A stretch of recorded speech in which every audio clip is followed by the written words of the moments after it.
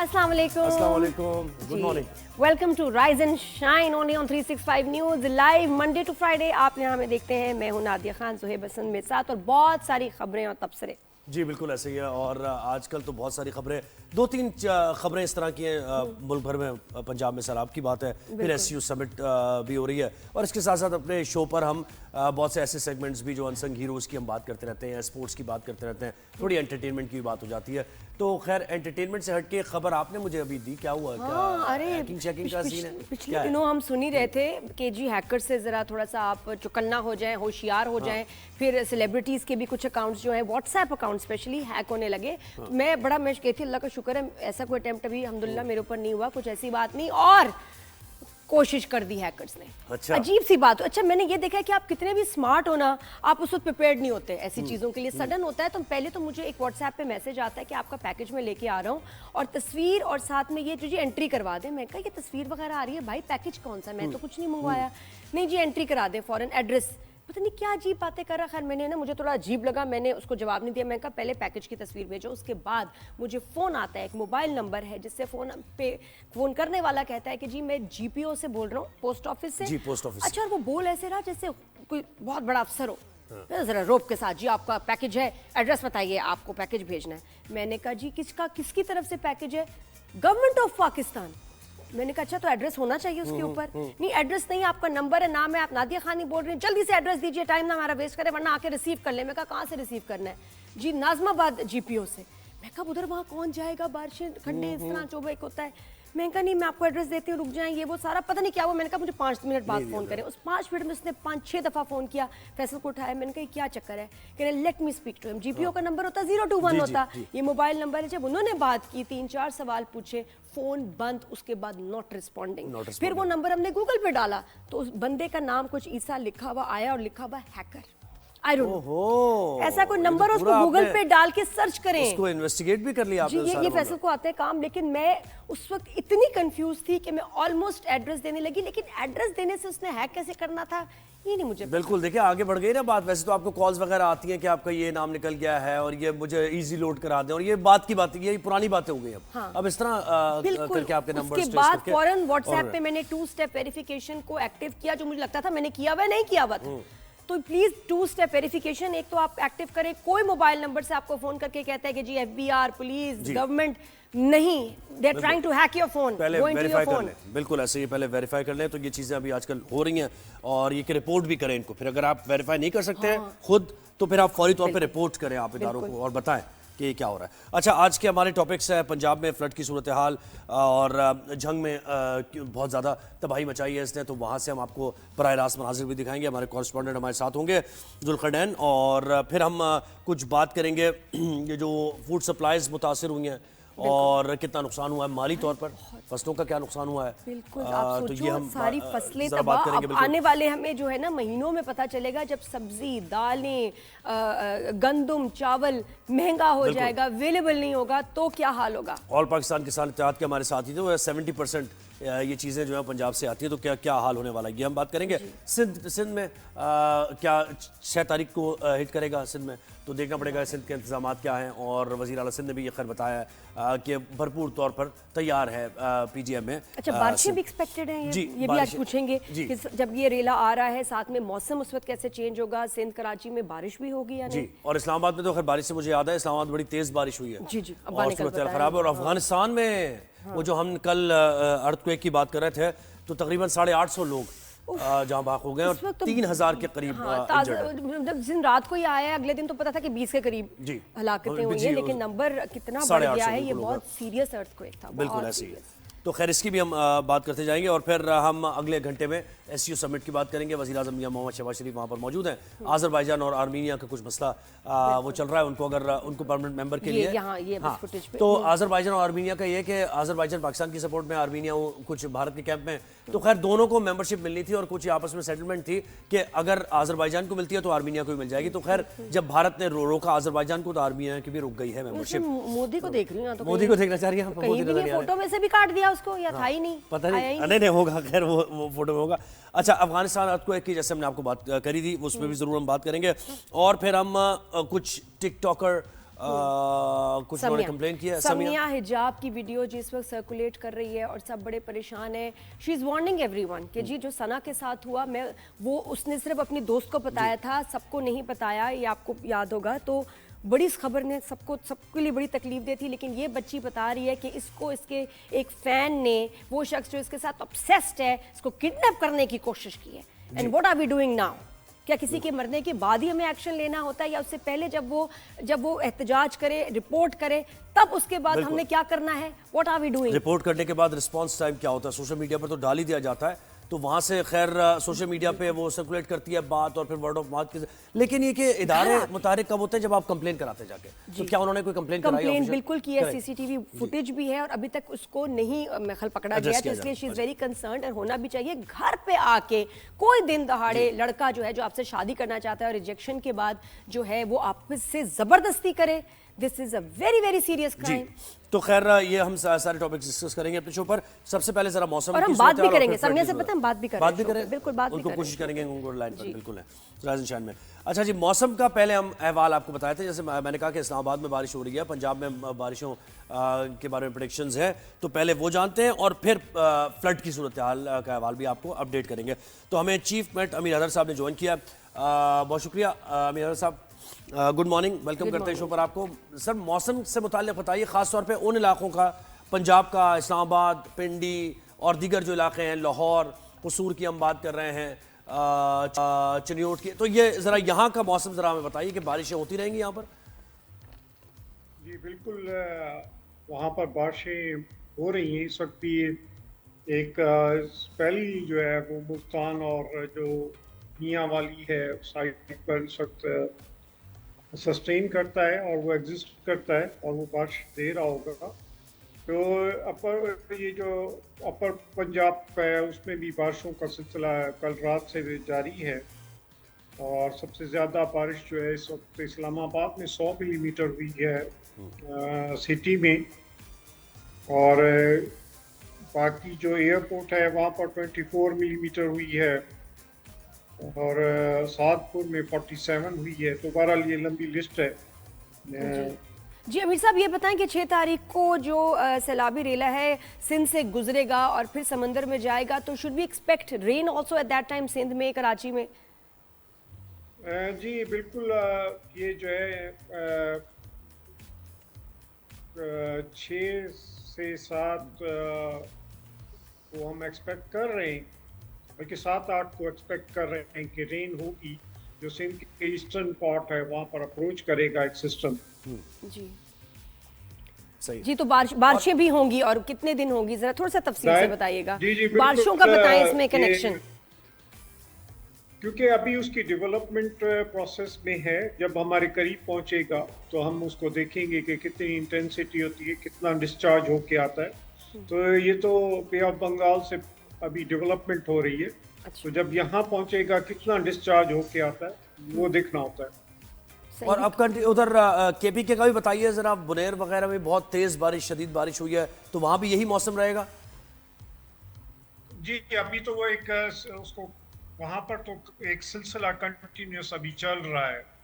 ठीक है, वो तो कंटिन्यूस, क्योंकि जो मॉनसून होता है ना सितंबर में अपलिफ्ट हो जाता है, और वहाँ पर कंटिन्यूस ईस्टर्ली और वेस्टर्ली दोनों मॉनसून ज्वाइन होकर, जैसे इस्लामाबाद में रात को उन्होंने हैवी रेनफॉल किया, रादर हैवी रेनफॉल किया, वेरी हैवी रेनफॉल जो है वो होती रही है डिफरेंट एरियाज में ना। तो ये जो है ना भाई, ये सिलसिला सितंबर में ज्यादातर नॉर्थ पार्ट में होता है। सर आपको ये पैटर्न लग रहा है कि ये हर साल ही अब जो है मॉनसून में पाकिस्तान में ऐसी सूरत हाल होगी? जो ट्रॉपिकल कंट्रीज वाला वेदर है भाई, इसमें मॉनसून में और हालत बिगड़ जाती है, वैसे ही हमने अभी देखा है। तो should we expect this every year now like a normal pattern?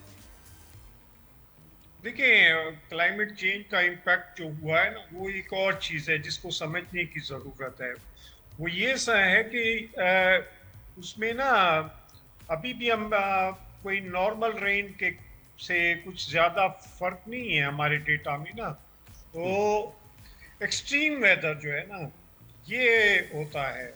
ठीक है, अगर आप बात करें ना, अभी भी जो हमारी रेन जो है नॉर्मल और अबव नॉर्मल की बात करें तो हम अब कोई ज्यादा ऊपर नहीं गए हैं, ठीक है। अच्छा, ये यानी आपने बात एक ये एक्सट्रीम कि हम यानी इवेंट्स एक्सट्रीम जो पे है नहीं ना, गए, ये नॉर्मल पे। तो नॉर्मल पे हमारी ये सूरत हाल, इतना नॉर्मल तो कभी नहीं था पिछले साल, उससे पिछले साल। और अगर एक्सट्रीम हो गई सर तो फिर तो मैं एग्जैक्टली मैं आपको करेक्ट करना चाहता हूँ, थोड़ा सा आप इसको समझे। जी, ये तकरीबन नहीं हम समझे, हाँ जी। 6.7 अबव नॉर्मल के, ठीक है। अभी जो केपीके की मैं आपको बात बताऊं ना, 1 जुलाई से 1 सितंबर तक, ठीक है। 6.7 तो ये क्या? कोई सर जी, अच्छा अच्छा, 6.7%। 6.7% अबव नॉर्मल के। अच्छा। सिर्फ ये चीज नोट करनी है कि एक्सट्रीम वेदर डेवलपमेंट हो रही है, ये क्लाइमेट चेंज का इम्पैक्ट। एक ही रात में ना आप कराची को देख लें, 166 या 163 मिलीमीटर जो है वो एक ही स्पेल में हो गई, जो हमारा एक नॉर्मल है। और उससे पहले हम 99% जो है डेविएशन में थे, यानी पूरा अगस्त हमें बारिशें नहीं मिली। 19 तारीख को जो है अचानक एक पूरा स्पेल पूरे मानसून के नॉर्मल दे गया। सही। अच्छा, ये यानी ये extreme क्लाइमेट weather चेंज का- आप कह रहे हैं कि एक साथ ही हो जाती है एक स्ट्रोक में। हाँ, ये एक्सट्रीम वेदर इसको हम कहते हैं, ठीक। एक्सट्रीम स्पेल आते हैं। तो सर ये बारिशें अब आपको जो कब वो- रुकती हुई दिखाई दे रही हैं कि वेदर जो है थोड़ा सा नॉर्मल हो जाएगा और मॉनसून का जो असर है वो टूट जाएगा? देखिए, सिंध में तो तकरीबन ही खत्म हो गया है। ये हो सकता है कि लास्ट से या इसके बाद कोई स्पेल आ जाए, तो ये 1 या 2 आएंगे। बाकी जो आप ऊपर नॉर्थ पार्ट ऑफ या अपर पंजाब की बात करें तो ये 20 सितंबर से लेकर 1 अक्टूबर तक खत्म हो जाएगा ये मानसून का स्पेल। अच्छा मीर साहब, ये जिस तरह हमने बड़ा एक्सट्रीम मानसून देखा, तो क्या आगे जाके सर्दियों में भी कोई एक्सट्रीम हम इफेक्ट्स देखेंगे क्लाइमेट चेंज के? विंटर्स कोई जी extreme होंगे? या मतलब तब क्या हो सकता है? What do you predict? देखिए, 2 मानसून पाकिस्तान में होते हैं, एक होता है समर का, एक होता है विंटर का, ठीक है। ठीक है। तो ये तो समर मानसून है ना, जो तकरीबन 1 जुलाई से लेकर 1 अक्टूबर तक या आप सितंबर के एंड तक होता है। जी। दूसरा जो होता है वो 1 जनवरी से लेकर अप्रैल मई तक जाता है, जो विंटर मानसून होता है। अच्छा, उसमें भी बारिश होती है। तो उसमें जी, बारिशें जी। होती है, लेकिन इसका मतलब ये है कि अब वो एक्सट्रीम जो गर्मी हम समझ रहे हैं वो खैर उससे हम लेकिन निजात क्या आप मिलेगी। ऐसा देखते हैं कि बहुत Temperatures ज्यादा ज्यादा। सर्दियां होंगी या बहुत कम सर्दी की शिद्दत होगी? चेंज क्या आएगा उसमें विंटर्स में?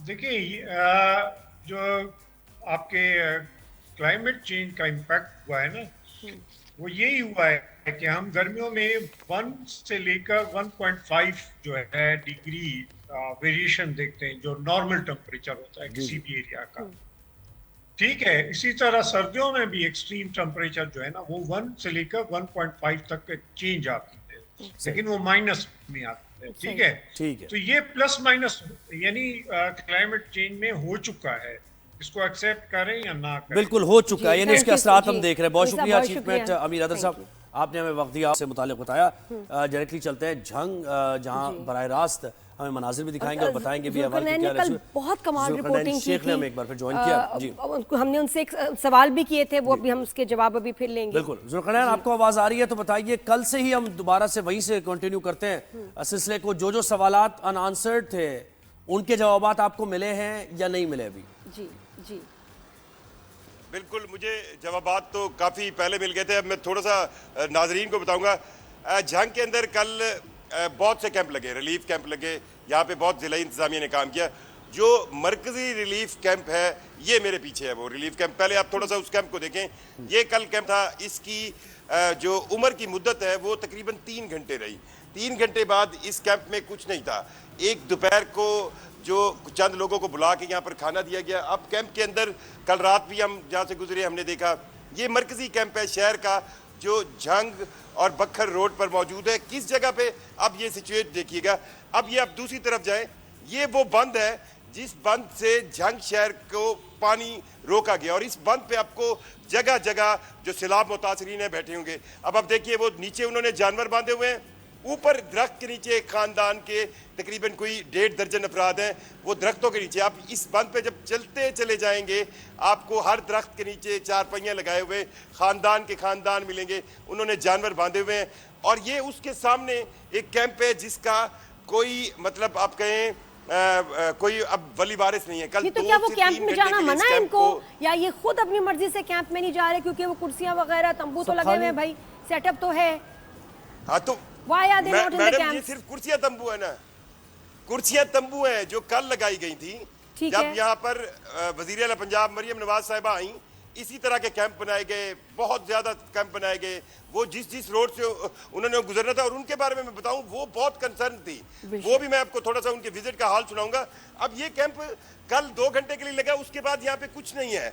अब ये एक इसके बाहर गार्ड बैठे हैं, इन बेचारों को तो यहाँ पे आने को ही नहीं देगा। कल रात जब हम यहाँ पे आए थे तो 7 बजे के करीब शाम को यहाँ पे बाहर तकरीबन 100 लोग बैठे थे जो इस इंतजार में थे कि यहाँ पे खाना मिलेगा, रिलीफ की चीजें और ये वो जंग है जहां सबसे ज्यादा यानी कि खुद ऑफिशियल्स के मुताबिक सबसे ज्यादा मुतासिर तरीन ये शहरों में आता है।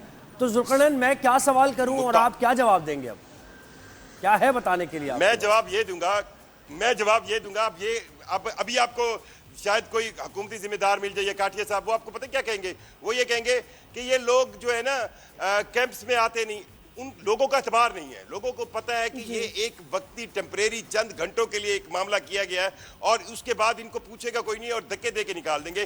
तो वो जहां बैठे होते हैं, जिस सेटअप में होते हैं, वो उसी को कंटिन्यू रखते हैं। आपने बात की उनसे, आपने ये जो अफेक्टीज हैं इनसे बात की है क्योंकि 1-2 दिन का राशन जो इनके पास था वो तो खत्म हो गया होगा। अब ये आगे क्या करेंगे? जानवरों का चारा, बच्चों का दूध, खाना, रोटी, किस तरह ये गुजारा करेंगे? देखिए ये इनकी भी एक आप कह लें ना कि ये यूज टू हो गए हैं। मतलब आप उनसे बात करें, कल हम एक इलाके में गए तो हैरान कुन तौर पे वो पानी ना गुजर कर आते हैं, खाना छाना इधर से लेके बोतलों में डाल के जाते हैं और उनका तरीका ये है कि जो खाली होती है ना ये हमारी कोल्ड ड्रिंक्स की बोतल, उनको टाइट करके खाली को बांधते हैं, अपने कपड़ों में डालते हैं और फिर तैरते जाते हैं। मैं बड़ा हैरान हुआ तो मैंने उनसे पूछा ये आपको कैसे आइडिया है? उन्होंने कहा जी 2014 में जब सैलाब आया था तब हमने ये प्रैक्टिकल किया था। अच्छा फिर एक चीज़ पूछी, अच्छा ये जगह ऊंची क्यों रखी है? उन्होंने कहा जी जब 2010 में सैलाब आया था तो हमने कहा था कि एक जगह खुश्क होनी चाहिए। सो ये लोग बेचारे हर 4, 5, 7 साल बाद जब ये इतनी अमाउंट में पानी आता है तो ये मेंटली और फिजिकली तैयार होते हैं और ये भी तैयार होते हैं कि इनको गवर्नमेंट की तरफ से रिस्पॉन्स क्या मिलेगा, गवर्नमेंट की तरफ से जो चीजें मिलेंगी वो कितनी रियलिटी में है, कितनी रियलिटी में नहीं है। अच्छा साफ पानी, जुल्करनैन साफ पानी वो आपको इस कैंप में कहीं नजर आ रहा है? और ये लोग इस टेंट में जाके बैठ भी तो सकते, कोई मना तो नहीं कर रहा ना? कैंप में तो चेयर और बस तंबू है, लेकिन वहां दरख्त के नीचे बैठे हैं तो कम से कम वहां जा सकते हैं, कोई मना तो नहीं है ना? वैसे मैं पूछ रही हूँ। और पानी मना यहाँ पे ये एक जगह जहाँ पे लगाया गया है, इस जगह का गार्ड बाहर बैठा है। कोई भी अब अनकंसर्न बंदा यहाँ अंदर नहीं जा सकता। इस कैंप को चलाने वाला कोई नहीं है। ये सिर्फ कल 1 घंटे के लिए मैम कैंप था। इस कैंप में कोई नहीं जा सकता। ये मेन कैंप है, ये मेन कैंप है। इससे छोटे ही होंगे और जो कैंप्स होंगे इससे बड़े नहीं हो सकते, इससे बड़े नहीं हो सकते। अब 18 हज़ारी पर इन्होंने एक स्पोर्ट्स कम्प्लेक्स के अंदर लगाया था, उसके बारे में भी यही इतलात है कि वो लगा कल बस एक टेम्परेरी लगा और उसके बाद उसका पता नहीं है। मेन कैंप इसको इसके लिए कोई खास कोई टिकट तो नहीं है अंदर जाने के लिए? कोई कोड हो, कोई वाउचर, क्या किस तरह इस जाएंगे कैंप में अंदर? मतलब जिनके लिए लगा है अगर उनको एक्सेस नहीं तो इस कैंप का क्या फायदा है? वो तो चले हो गया कल दौरा, अब फिर क्या करें? इसको वापस कर दें? रेंट पड़ रहा होगा इसका। आपने जो तवज्जो दिलाई है ना, ये इनको सोचना चाहिए। हो सकता है अब यहाँ पे थोड़ा सा मैं आपको, जब हम बात करते हैं 2 दिन पहले जब मैं यहाँ पे घूम रहा था तो कुछ थोड़ा सा ये होता है जो कैमरे की आंख है ना उसको बड़ा कैच करने की कोशिश की जाती है। अच्छा जुल्करनैन साहब ये बताइएगा, वो जो एंटी स्नेक वेनम की वैक्सीन की बात हुई थी, रेबीज की वैक्सीन की बात हुई थी, क्या आपको हॉस्पिटल्स में वो मिली? वो आपसे पूछा था मैंने कल जब आपका प्रोग्राम भी चल रहा था उसी वक्त कैंप्स में, हॉस्पिटल में मैंने नहीं चेक की, जो कैंप लगे हुए हैं वहां से चेक की। तो वो ये आगे से एक 2 सवालों के बाद लिखा पढ़ा जवाब देते हैं कि क्योंकि वो हमारे स्टॉक में है तो वो आ जाएंगी। अब बस मुझे बस एक चीज बताइए, एक चीज बताइए, इस एरिया के अंदर कितने लोग डिस्प्लेस हुए हैं और इंतजामिया का ऑफिशियल मौक़िफ़ क्या नंबर्स वो दे रहे हैं? कितने लोगों को फैसिलिटेट किया जाए? देखें, ये जो फैसिलिटेट, अब आपने सुना होगा एक फिगर के 7 लाख अफराद रेस्क्यू हुए हैं, ठीक है। अब वो 7 लाख अफराद रेस्क्यू आपने कागज में कर दिया, लेकिन वो तो उनको पता है पानी आने, हम बाहर आ गए हैं, तो आप उसको खाते में डाल लें। इस जंग की सूरत हाल ये है कि 250 के करीब 245 मोजा जहाज जो है वो मुकम्मल पानी में डूब गए। अब मोजे का स्टेटस ही ये होता है कि अगर उसमें 800 से ज्यादा लोग हों, तो अगर इस हिसाब से किया जाए तो सिर्फ जंग जिले के अंदर 20,000 अफराद ऐसे हैं जो जिनके पास रहने की कोई जगह नहीं होगी। इससे ज्यादा होंगे, कम नहीं होंगे। नजर भी तो नहीं अब आ ये रहे ना 20,000 फुटेजेस में, वो नजर भी नहीं आ रहे ना। 20,000 लोग अगर खड़े हो थोड़े थोड़े गैप के साथ भी, तो नजर आए कि उनकी फैमिलीज है। और कुछ जुल्करनैन, आप वीडियोस रिपोर्टिंग बनाएं, करते अपनी रहें आवाज और पहुंचाएं ऑब्जर्व authorities करते रहें तक। चीजें। जी। आपसे हम वक्तन फवक्तन रब्ता करेंगे, कल भी जंग से आवाज आनी चाहिए। बहुत जरूरी है कि वहाँ के जो फैक्ट्रीज हैं उनकी आवाज पहुंचे जहां पहुंचनी चाहिए, बिकॉज अभी जो परसेप्शन है, जो इमेज है, वो बहुत अच्छा है, लेकिन असलियत क्या है ये इनको खुद दुनिया को बताना पड़ेगा। कहाँ हैं लोग जरा डिस्प्ले। अच्छा, एक ब्रेक लेना हमने, ब्रेक के बाद हम वापस आते हैं, कहीं जाएगा नहीं, देखते रहिए राइज नेशन।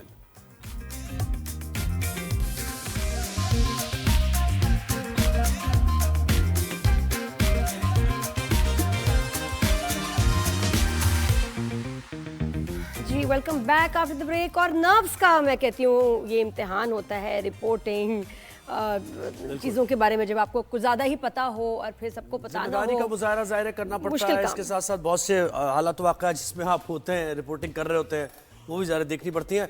तो खैर, अभी इस सैलाब की वजह से जो हम फसलों की तबाहकारियाँ और तमाम ये वेजिटेबल्स हैं, सब्जियाँ हैं, राइस है, क्रॉप्स हैं, इन सब का नुकसान हुआ है। तो और अभी तो एक रेला आ रहा है, आना है, बिल्कुल ऐसा ही है। उससे कितना नुकसान होना है, ये पानी अभी निकल जाता है, इसका इंतजार था, तो अभी तो एक और आफत भी आनी है। अगर पंजाब में इस मरतबा रबी की फसल ना हो सकी तो खौफनाक ग़िज़ाई बहरान आगे हमें उसका सामना करना पड़ सकता है। सब्जियां नहीं होंगी, आटा, सब्जियां, सारी चीजें। हाँ, ये समझने की बात है, बड़ी समझने सीरियस की बात है कि अभी ऐसे। ये जो क्रॉप्स लगी थी, ये इन्होंने मैच्योर होके, राइप होके इन्होंने मार्केट में आना था, हमने ये कंज्यूम करना था। छोड़ दे एक्सपोर्ट्स को, बात ये कि जो हमारी कंजम्पशन की चीजें वही नहीं होनी, अगले कुछ हफ्तों में, महीनों में हमारे पास ये नहीं होंगी क्रॉप्स। बिल्कुल ऐसे। वहीद अहमद साहब ने ज्वाइन किया, chairman all Pakistan fruits and veggie exports imports and merchants association है। बहुत शुक्रिया वही साहब, आपने हमें वक्त दिया।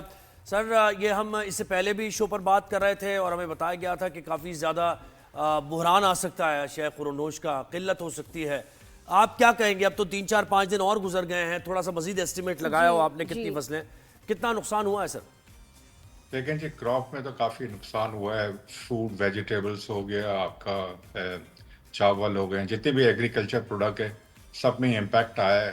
बात ये कि जो आपको क्लाइमेट चेंज है, ये जो ग्लोबल वार्मिंग है, ये तो आपको 2013 से शुरू हुए थे फ्लड आना, और अब तेज़ी से आ रहे हैं, क्योंकि 22 के बाद 25 में आ गया फ्लड, और ये बहुत बड़ा फ्लड है। और ज़ाहिरी बात है कि हमने इसका क्या इंतज़ाम किया है, हमने रास्तों में जो है पानी को कंस्ट्रक्शन की हुई है। तो वो खैर, ये तो जो होना था वो हो गया। आगे हमें इसकी शॉर्ट, मीडियम और लॉन्ग टर्म प्लानिंग करना चाहिए। क्लाइमेट चेंज तो हो गया है, हमने क्या किया है, हुकूमतों ने क्या किया है।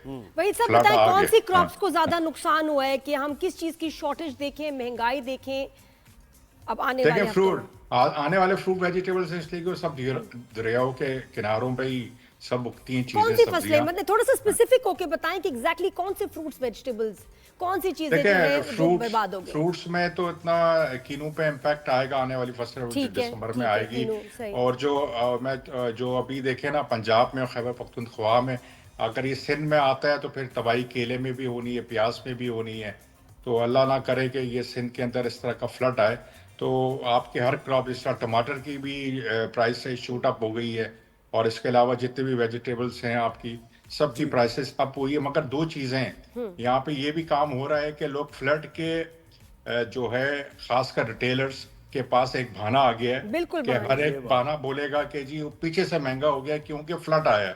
तो ऐसी बात नहीं है कि एकदम से 100% शूट अप हो गया। अब मैं आपको एक मिसाल दूं, कल मैं मीडिया देख रहा था, जिंजर की जो है प्राइसें बढ़ गई है। मैंने बोला ये तो चीज इंपोर्ट होती है, इसका फ्लड से क्या ताल्लुक है? बिल्कुल तो वो भी चीजें बढ़ गई। सर एक मिसाल दे रहा हूँ, तो यहाँ पे नहीं, इतना फायदा- स्टॉक होता है, बिल्कुल ऐसे ही है, I इतना think स्टॉक वो- होता है कि बिल्कुल। आप उसको मैनेज, इन्वेंट्री सिस्टम और होता है उसको बाकायदा। नुकसान को दूसरे को पूरा लेकिन करने वो के उसमें लिए जो adjust चीजें करते हैं हैं। अच्छा, उन पे जी, उनको जी, आटे वो बेसिक महंगा चीज करें। बताए, आटा एक चावल। बुनियादी और चावल देखे आटा चावल सब चीजों महंगा में हो गया शॉर्टेज अभी। होगा, आपकी एक्सपोर्ट के भी इम्पैक्ट आएगा। जाहिर बात है पिछले साल आपने राइस 3.8 या 9 बिलियन डॉलर की है, वो भी डिक्लाइन की तरफ जाएगा। इस तरह सब्जियों में भी इम्पैक्ट आएगा।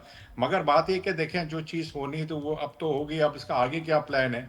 बात ये है कि इन चीज़ों को फौरी तौर पे मैं ये कहूँगा जो स्टेबिलिटी लेके आनी मुल्क के अंदर, तो उसमें एक ही तरीका है इस टाइम पे कि अफगानिस्तान और ईरान से जो सब्जियां और फल को जितने भी टैक्सेस है लेवी से उनको जीरो कर दिया जाए। इसलिए कि ये फ्लड पहले भी आया था, हमने हुकूमत को बताया था कि इसको जीरो करें, क्योंकि आपके मुल्क में ये क्रॉप नहीं है, बाहर से आएगी, जीरो ड्यूटी होगी, तो इतनी प्राइसों पे इम्पैक्ट नहीं आएगा जो डबल ट्रिपल हो सकती है। तो हमारे पास पड़ोसी मुल्क है ईरान और अफगानिस्तान, क्योंकि समंदर और हवाई जहाज से हम मंगा नहीं सकते क्योंकि बहुत महंगी पड़ेगी। तो ये हमारे पास है नहीं, लेकिन कि हम उसमें भी इन इम्पैक्ट तो आएगा ना। एक आप खुद ग्रो कर रहे हैं चीज, उसकी ट्रांसपोर्टेशन और है, एक बाहर से मंगा रहे हैं, तो कितने 10-20% तो आएगा। देखें जाहिर बात है इम्पैक्ट तो आएगा ना। अगर आपने मंगाया ही नहीं तो फिर कितना इम्पैक्ट आएगा? मैं तो ये कह रहा हूँ। शॉर्टेज देखें, जाएगी। इम्पोर्ट तो करना पड़ेगा। फूड सिक्योरिटी देखें, बिल्कुल। पाकिस्तान के अंदर फूड सिक्योरिटी के इशू बढ़ते जाएंगे। ये आज आप बात कर रहे हैं, आप आने वाला वक्त ही आएगा कि हम बातें कर रहे होंगे जी पानी नहीं है हमारे पास, हमारे पास फसलें नहीं लगा सकी क्योंकि पानी नहीं है, हमारे पास कोई प्लान्स नहीं है। मुल्क जो चलते हैं वो एटलीस्ट 10 साल की प्लानिंग तो करें। यहाँ डॉग बेसिस पे सुबह उठते हैं और आज का मसला क्या उसको हल करते हैं। कोई मुल्क के पास कोई हुकूमत, लेकिन अभी वो डैम बनाने की बातें शुरू हो गई है। डैम बनेगा, डैम जैसे डैम कोई एक रात में बनना है। नहीं, डैमों की बातें हम तो बड़े 10-15 सालों से सुन रहे, कितने डैम बन गए। तो बातें क्या, कभी जब आफत आती है, जब Action का प्रॉब्लम time आती है तो उसके ऊपर डिस्कशन शुरू होता है, मीडिया भी डिस्कशन करता है। मैं ही आप लोगों के बाद 10 दिन के बाद पूछूंगा तो डैम शैम कोई बातें नहीं हो रही होगी, सब भूल गए होंगे, कोई एक नया टॉपिक चल रहा होगा और सब लोग भूल गए होंगे। इसलिए अच्छा कि वही साहब ऐसा इसको जरा पाकिस्तानी हमारी एक्सप्लेन मेमोरी बहुत कीजिएगा, शॉर्ट है। वही साहब जी। एक्सप्लेन कीजिएगा तो जरा सा क्लैरिटी आए कि अगर हमारी क्रॉप्स जो हैं डिस्ट्रॉय हुई हैं तो हम इंपोर्ट करेंगे, ठीक है, वही चीज़ें हम चावल गंदम अगर हम इंपोर्ट करते हैं तो उस पर टैक्स इतना ज़्यादा होता है कि वो मार्केट में महंगी मिलती हैं। तो देखिए, अगर वो चावल की टैक्स तो कम मैं- हो तो हमें वो सस्ती मिलेंगी, क्या ये बात सही है? देखें जी, चावल तो मैं नहीं समझता कि मैं इंपोर्ट करना हूँ, मैं सब्जियों की बात कर रहा हूँ कि इसलिए कि सब्जियां ऐसा आइटम है कि जो हाईली पेरिशेबल है, तो वो जाहिर बात है उस पर अगर हम इंपोर्ट करेंगे तो उससे कम से कम 25 से 30% का इम्पैक्ट आएगा। अगर नहीं करेंगे तो 100 से 200 का इम्पैक्ट आएगा लोकल मार्केट के अंदर। और मैंने एक और बात की, जितनी भी हमारी सिटी की गवर्नमेंट है वो नजर रखे कि यहाँ पे महंगाई ना कर दें ये लोग जी। फ्लड के बहाने पे। इसलिए कि मैं ये बार बार इस बात पे पहले तो stress ये पता इसलिए चले, कर पहले रहा तो ये हूं एस्टिमेट कि- लगे कि कितना परसेंट हमारी प्रोडक्शन कम हुई है इस सैलाब की वजह से। लेकिन जो ये बात कितना में मुतासिर मकसद हुआ? मेरा ये था कि देख- अगर टैक्स बहुत ज्यादा है तो इनको इस साल टैक्स नहीं इतना लेना Exactly, चाहिए ताकि exactly, वो तो बात जो बिल्कुल हम सही। तक बेशक इंपोर्ट होकर चीजें पहुंचे, लेकिन मजबूरी है उसमें अगर टैक्स भी लग गया तो महंगाई और ज्यादा हो जाएगी। तो टैक्स अगर उस पर कितना टैक्स होता है जो हम इंपोर्ट करते हैं सारी देखें, सब्जियां अब आपके वगैरह? ऊपर टैक्स ड्यूटी है, स्ट्रक्चर है, कहीं 20% कहीं 30%, डिपेंड करता है कौन सा आप प्रोडक्ट ये तो इस साल नहीं मंगा बनता रहे भाई, हैं। ये हाँ, साल नहीं तो इसलिए बनता। क्या ये हमारे लिए एबनॉर्मल हो जाएगा, हम चीजें मंगाते नहीं, हम अपने पाकिस्तान में प्रोड्यूस करते हैं। तो इसलिए टैक्सेस ऊपर है। जब एक बार प्याज के ऊपर क्राइसिस आया था तो हमने जीरो इस पे इसका लेविस मतलब कराई है थी। कि अभी इमदाद हमें चाहिए होगी, बेशक। बाहर मुल्कों से हमें इस वक्त इमदाद चाहिए imports। होगी, और ये केस हम अपना किस तरीके से आगे रखते हैं ये भी देखना होगा। जी देखें, इमदाद तो फ्लड के ऊपर आती है मगर वो लगती कहाँ ये हमें नहीं समझ आता। 22 में जब सिंध में आया था तो इतना पैसा आया था कि सिंध एक रिबिल्ड हो जाता वापस, मगर चीजें कहीं भी बिल्ड जी, नहीं हुई। भाई साहब। जी भाई साहब, बहुत शुक्रिया, आपने हमें वक्त दिया। और इतनी सवाल तो बहुत बड़ी होते हैं और सीरियस बात सवालों है के ये। जवाबात अगर महंगाई जवाब होगी देना बड़ा मुश्किल तो काम कब तक होगी, दोबारा ये फसलें जी, कब लगेंगी, कब तब लगेंगी? कब ये चीजें नॉर्मल होंगी, क्योंकि कुछ अर्सा और तो अभी तो इंसान यही नहीं पता कि बर्दाश्त कर मुतासिर ले। कितना हुआ है, वो तो अभी जब एस्टिमेट लगेगा तो पता चलेगा कितना और मुतासिर। जिनको देखो जिनका सब कुछ चला गया, जी। उसके बाद उनके लिए अगर आटा रोटी ही इतनी अपनी जो वो खुद उगाते थे, बिल्कुल जब ऐसे वो ही। उनको 4 गुना प्राइस में लेनी पड़ेगी तो बड़ा क्या मुश्किल- गुजरेगी उनके मुश्किल ऊपर। एक ब्रेक हमने लेनी है यहाँ पर, ब्रेक के बाद वापस आते हैं, कहीं जाएगा नहीं, देखते रहिए राइज शो।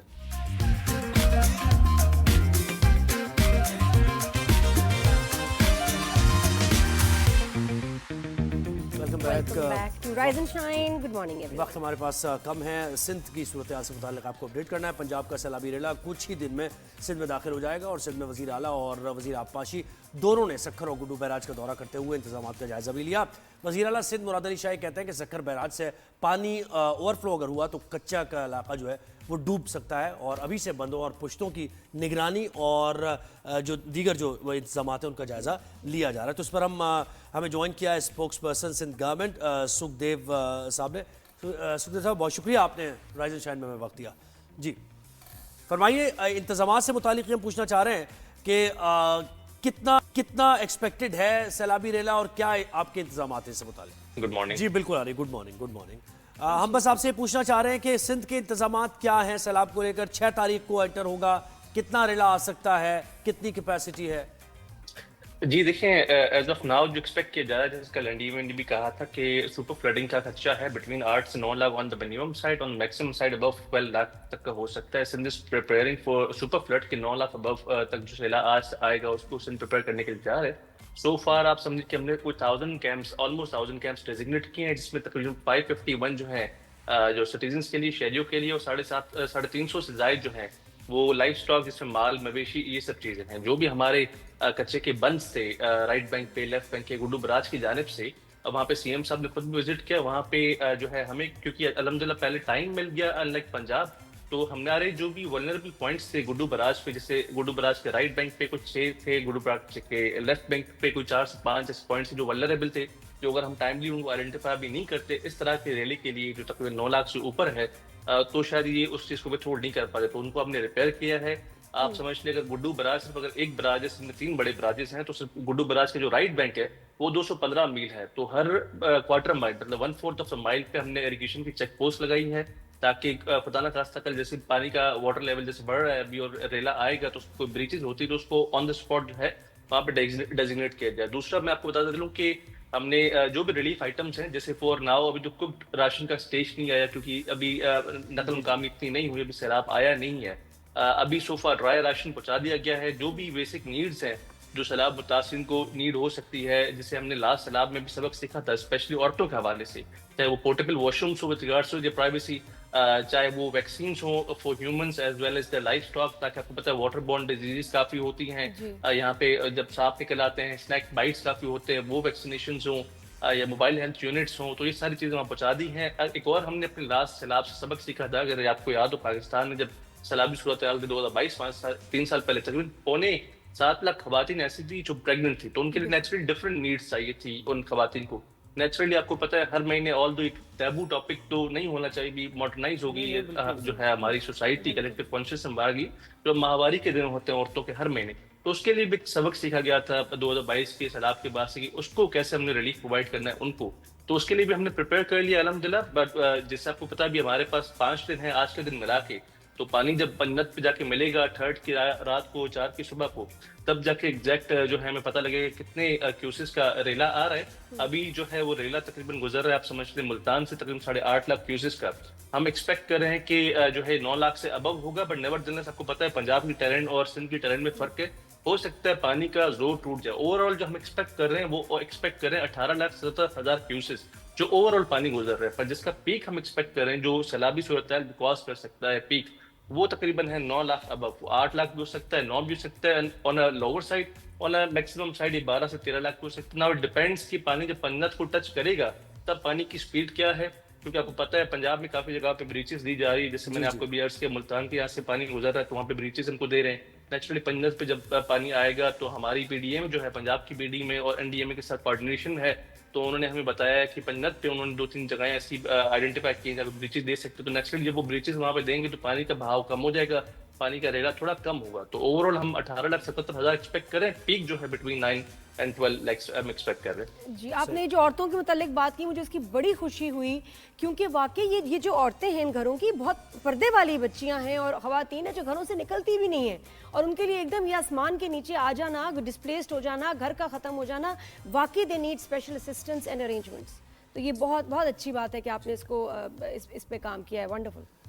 अच्छा, और मुझे बताएं कि सक्खर के जो नशीबी इलाके हैं उसको लेकर, क्योंकि वो पूरा बेल्ट जो चल रहा है सक्खर का, वो गुलजानाबाद इलाके भी हैं, शहरी इलाके हैं और बाकायदा एक रोड है और उसके बाद वो, तो वहाँ खसूसी इंतजामात आपने किए?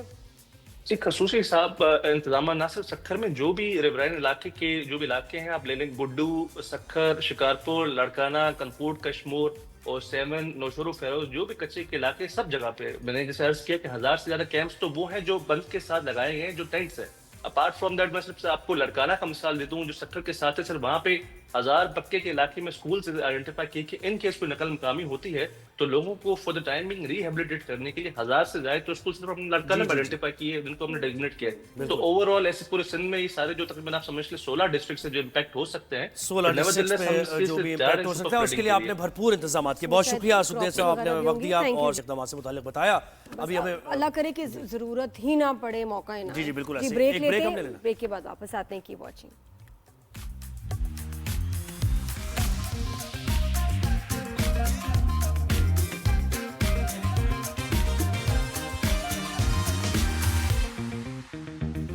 Welcome back to rise and shine. Good morning everyone. जी ज़ुहैब जी, वज़ीर आज़म पाकिस्तान इस वक्त चाइना में है और SCO समिट जारी है। बड़ा इंपॉर्टेंट ये समिट है और इसमें दीगर ममालिक भी शामिल हैं। वज़ीर आज़म मियाँ मोहम्मद शहबाज शरीफ ने खिताब किया है और उन्होंने कहा है कि दुनिया सियासी मफादात के लिए दहशत गर्दी को बतौर हथियार इस्तेमाल करने वाले ममालिक के झूठे बयानी को तस्लीम नहीं करती है। उन्होंने ये भी कहा कि पाकिस्तान हमेशा कसीरुल जहती मकालमे और सिफारतकारी की ताकत पर यकीन रखता है। किसी भी मुल्क की खुद मुख्तारी और इलाकाई सालमियत से बढ़कर कुछ नहीं होता। तो ये जो खिताब उन्होंने किया है और वहाँ पर क्या माहौल है, क्या मुलाकातें हो रही हैं और वो जो और कुछ मामला भी चल रहे हैं, तो इससे मुतालिक हम ज़रा एनालिसिस लेंगे कितना इम्पॉर्टेंट है ये SCO समिट पाकिस्तान के लिए भी और इस खित्ते के लिए भी, और ये जो रीजनल जो कोऑपरेशन है इसके लिए भी कितना ज़रूरी है। तो हमें ज्वाइन किया है सैयद मोहम्मद अली साहब ने, जो कि सलामती उमूर के माहिर हैं। बहुत शुक्रिया मोहम्मद अली साहब, आपने वक्त दिया हमें। वज़ीर आज़म के खिताब से मुतालिक भी बताइए कि कितना कॉम्प्रिहेंसिव था, जामे खिताब था, सही मैसेजिंग उन्होंने की है और इसके साथ साथ साइड लाइन्स पर जो मुलाकातें हुई और जो माहौल है वहाँ पर, उस पर भी ज़रा अपना तज्ज़िया दीजिए। बहुत शुक्रिया जी। मैं समझता हूँ कि ये बहुत तारीखी इजलास इस एतबार से था कि इसमें इस दफ़ा SCO के सबसे ज़्यादा आलमी लीडर्स ने शिरकत की है और बतदरीज आप देख रहे हैं कि जो शंघाई कोऑपरेशन ऑर्गेनाइजेशन का फोरम है, इसमें सिर्फ एशिया ही नहीं बल्कि दीगर बरआज़मों के ममालिक भी अब शामिल हो रहे हैं। और दूसरी जो उसकी अहमियत है वो यकीनी तौर पर आप देख रहे हैं कि जो मगरबी ताकतें खुसूसन अमरीका है, वहाँ पे चीन के राइज के हवाले से तशवीश में इजाफा हो रहा है और वो चीन को जो है रूस और भारत और दीगर ममालिक से आइसोलेट करने की कोशिश कर रहे हैं। जबकि जब आप देखते हैं चीन की सोच, तो चीन की कोशिश ये है कि तमाम ममालिक खुसूसन जो ग्लोबल साउथ या तरक्की पजीर दुनिया है उसको अपने साथ लेके चला जाए और उनके जो 4-5 उसूल हैं वो बड़े अहम हैं इस वक्त की तराकुमखेज दुनिया में। और वो ये कि एक तो आलमी कवानीन का एहतराम किया जाए, मुल्कों की सॉवरेंटी और खुद मुख्तारी का एहतराम किया जाए, तमाम जो तस्वीर मसाइल हैं उसको शदीद और मुज़ाकरात से तय किया जाए और एक पार्टिसिपेटरी इक्वल लेवल पे तमाम ममालिक को ट्रीट किया जाए। तो ये जो सोच है ये यकीनी तौर पे वो ममालिक जो तीसरी दुनिया के हैं जो कि मगरबी ताकतों की एक्सप्लॉयटेशन से या इंटरवेंशन से तंग आए हुए हैं, उनके लिए एक रे ऑफ होप देती है। लेकिन इसमें मैं समझता हूँ पाकिस्तान का जो एक बड़ा मुख्तार और बर वक्त जो सिफारतकारी है वो इसलिए भी इम्पोर्टेंट है कि इस वक्त अल्हम्दुलिल्लाह पाकिस्तान चाहे अमेरिका हो, चाहे चीन हो, चाहे रूस हो, चाहे मुस्लिम दुनिया हो, इन सब के साथ आपके बड़े खुशगवार ताल्लुकात भी हैं और एहतराम और एतमाद पर भी बेस्ड हैं। और सबसे इम्पोर्टेंट बात ये जो उसका एलामिया भी जारी हुआ उसमें जो स्टेट स्पॉन्सर्ड टेररिज्म के हवाले से तनकीद की गई वो पाकिस्तान के मौक़िफ़ की एक आलमी सतह पे तायीद है। और सबसे इम्पोर्टेंट बात कि जब हम मसले कश्मीर की बात करते हैं तो आप जानते हैं कि इतनी दफ़ा सदर ट्रंप भी कह चुके हैं कि इसका तस्वीया होना चाहिए मीडिएशन के जरिए और अब SCO में भी 20 से ज़्यादा आलमी ममालिक के जो लीडर्स के सामने जब ये बात की जाती है तो चीन हो या अमेरिका हो या OIC हो या अक़वाम मुत्तहिदा हो, ये सब पाकिस्तान के मौक़िफ़ की तायीद कर रहे हैं और भारत के लिए अब सर और मुंह छुपाने की जगह आलमी ये सर आपसे पूछना भी था कि इतनी बुरी तरह पाकिस्तान से हारने के बाद 6-0 स्कोर के बाद दुनिया को कैसे फेस कर रहे हैं मिस्टर मोदी? ऐसा थोड़े से आइसोलेटेड नजर आ रहे हैं, कोने में जरा छुपे छुपे से, तस्वीर में भी नहीं नजर आए, ग्रुप पिक्चर्स भी अवॉइड कर रहे हैं। है ना, ग्रुप बिल्कुल। पिक्चर में भी नजर नहीं आ रहे हो। जी देखें, मैं उनको ब्लेम नहीं करता। उसकी वजह ये है कि ये उनकी तर्ज अमल और उनके फैसलों का नतीजा है। उसी की वो सजा काट रहे हैं। जब अमेरिका की तवक्कुआत पे वो पूरा नहीं उतरे कि जी हमने तो वो उनको अमेरिका को वो बेवकूफ बनाने की कोशिश कर रहे थे 15-20 साल से, उससे हर तरह की चीजें लेके, टेक्नोलॉजी लेके, सिफारती साबुन लेके कि जी हम चीन को काउंटर करेंगे। तो जब उनको पाकिस्तान ने उनकी असलियत दुनिया के सामने 3-4 घंटे में जाहिर कर दी, ये तो पाकिस्तान के 3-4 घंटे की जवाबी कार्रवाई का किताब नहीं ला सकते, चीन के सामने क्या खड़े होंगे। तो फिर अब ये चीन के पास गए तो चीन को भी पता है, चीन एक 8,000 साल पुरानी तारीख है, भारत को बड़ी अच्छी तरह जानते हैं और इसलिए वो उसमें एक मौका यकीनी तौर पे देख रहे हैं कि इनको अमेरिका से दूर किया जाए। लेकिन उनके ऊपर एतमाद और एहतराम चीन का बिल्कुल भी नहीं है। और उसका सबूत ये है कि आप जानते हैं कि कुछ अर्सा पहले जो तिब्बत का इलाका है और अरुणाचल प्रदेश का इलाका है, उसके कई शहरों के नाम चीन ने अपने नक्शे में तब्दील किए हैं।